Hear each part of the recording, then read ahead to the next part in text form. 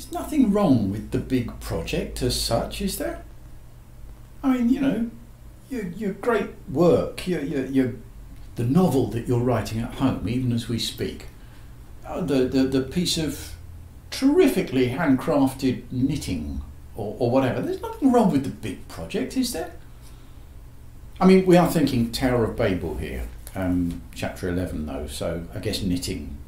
I don't know. Anyway, what is there?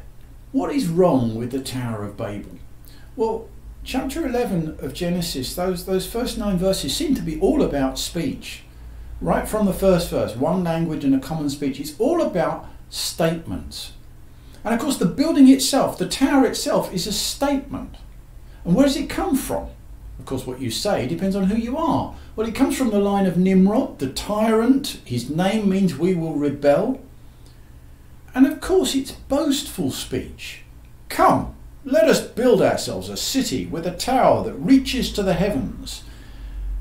It's two fingers to God speech. It really is that kind of language and speech that tower is meant to be making a kind of a statement. That's what's wrong with it.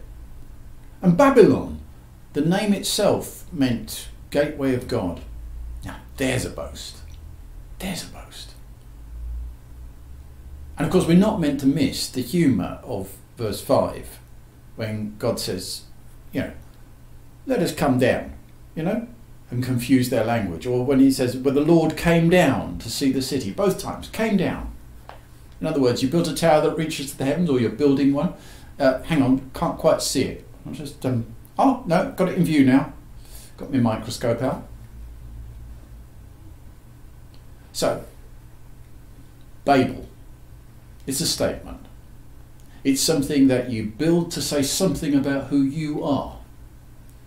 And yeah, it's not too hard, even without going to certain American politicians and their towers, to think of modern day Babel projects. It's probably better for us to think of more localized ones, like when you modify your body, for instance, to say, hey, you may have given me this, but I'm going to give you that. You know? Body modifications. That's a kind of Tower of Babel project, isn't it?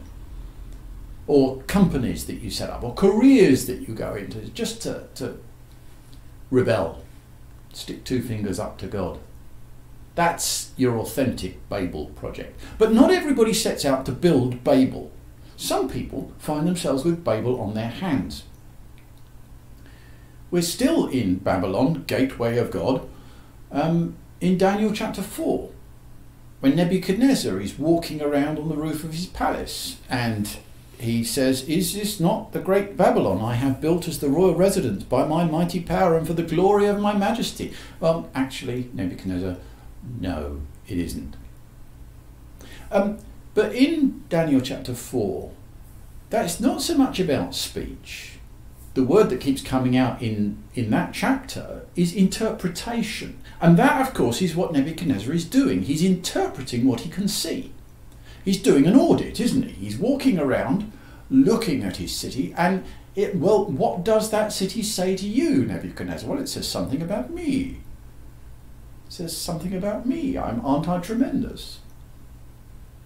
So, not everybody sets out to build the Tower of Babel, but sometimes they find they've got it on their hands, and then it's a question of interpretation.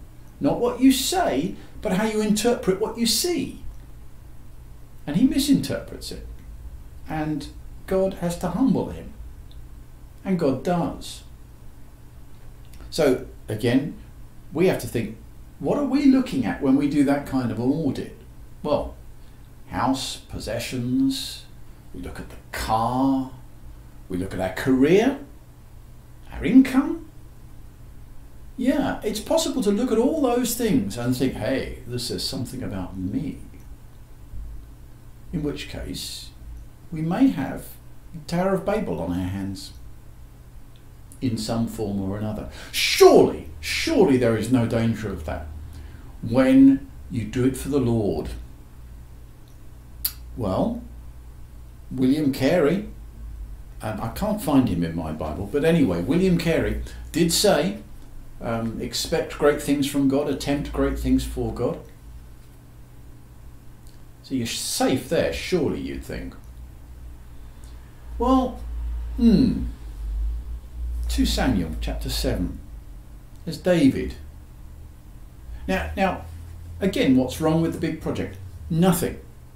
And David clearly understands that buildings are statements. And he's looking, in fact, at 2 buildings. He's looking at the tent that the Ark of the Lord is living in, and he's looking at the palace of cedar that he lives in, and he's looking at those 2 buildings, and he's saying, they make a statement, and I don't like the statement that they make, because it's a statement about God which doesn't seem to be true.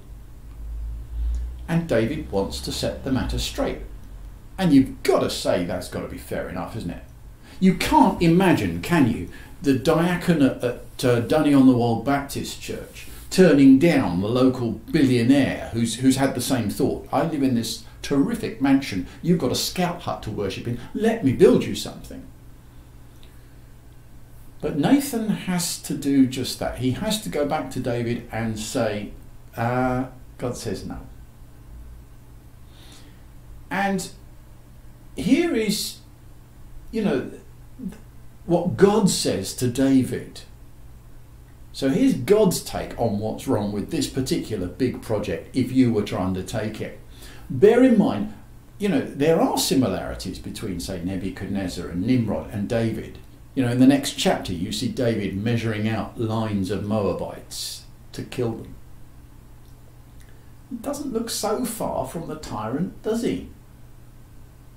And like Nebuchadnezzar, he's got rest from all his enemies. He can enjoy what God has given him.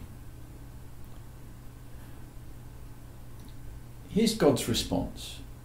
And you see God say in chapter 7 of 2 Samuel, you see him saying, verse 5, practically, who do you think you are? Who do you think you are telling God what you're going to do for him? Okay. Verse 6. God's name is undiminished by travelling around in a tent. He's been travelling around in a tent all these years. And then you have this question of, did God actually say to do it? If not, scrap the idea.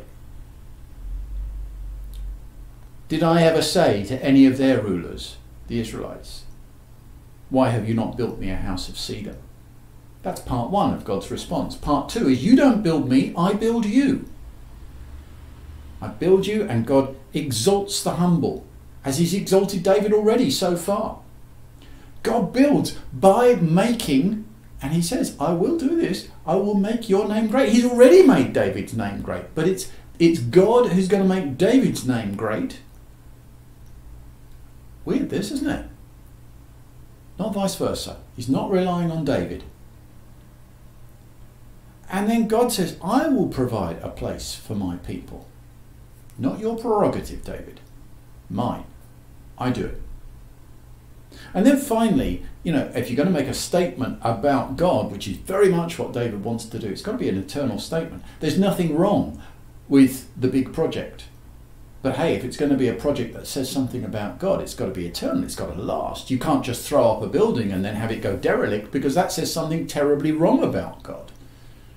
So the Lord goes on to talk about Jesus, about how his name will be eternally published, about how his word is really going to go out. And then you look at David's response, and it exactly matches, it mirrors what God is saying.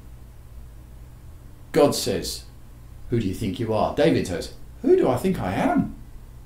In a good way. God says, historically, have I ever, and David says, historically, have you ever done this before? This is amazing. Is this your normal way of dealing with people? Sense of privilege coming out. So David, in every sense, responds to what God has said. This is what we have to do. There's nothing wrong with the big project, but the key question is saying, don't just start building with your life, with your career, with your ambitions, even with your knitting needles. Don't just start building because you can.